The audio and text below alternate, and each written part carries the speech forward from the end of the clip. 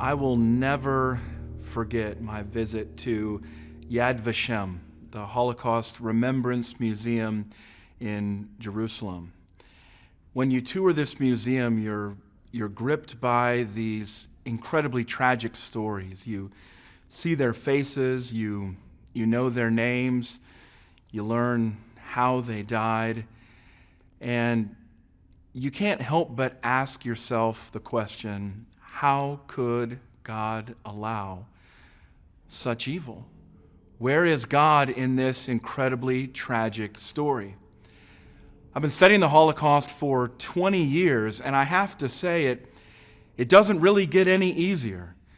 It doesn't get easier at all when you're dealing with these incredible hardships and pain and loss and just apocalyptic evil. In fact, I teach a course on cultural apologetics where we're answering the questions that people ask today as they object to Christianity.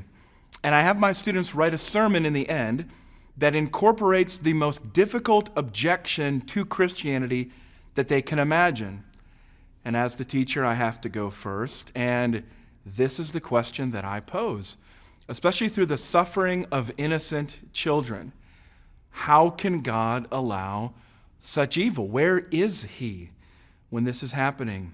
The interesting thing about that question, though, is it's not one that's unique to our time. In fact, it's everywhere throughout the Scriptures. It starts in Genesis, it goes all the way through to Revelation. There are entire books devoted to addressing that question. The book of Habakkuk is an example. The Psalms are full of this. Psalm 22:1 comes to mind in particular, out of the voice of King David, the man after God's own heart. And he cries out, my God, why have you forsaken me?" Echoes there of Job's righteous suffering, a whole book dedicated to that question.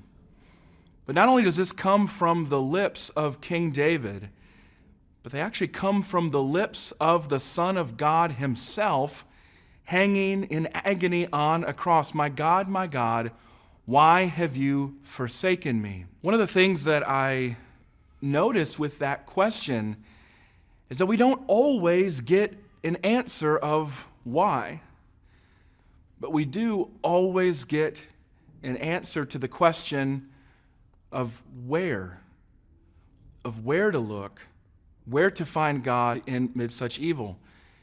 And the answer to that question is answered by that man hanging on the cross. That is where we are to look, to find God, enduring that evil, walking among us, even submitting to that agonizing death on the cross, and ultimately triumphing over that evil in his resurrection. We see then that Jesus, the Son of God, becomes the curse so that all of us might be, in believing in him and trusting in him, might be freed from the curse of sin and death.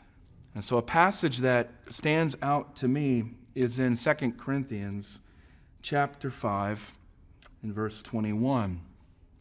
We read here from the Apostle Paul, "For our sake God made Jesus to be sin, who knew no sin, so that in him we might become the righteousness of God." We all suffer in this world. We all know people who suffer.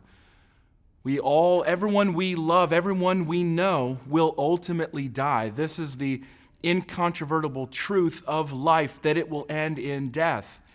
This is that curse that we were just talking about a second ago. So no, we don't always get an answer to our question of why does this happen? Apart from simply the fact that this is how sin entered into the world through the fall, and then compounded by generation and generation on and on until our own day.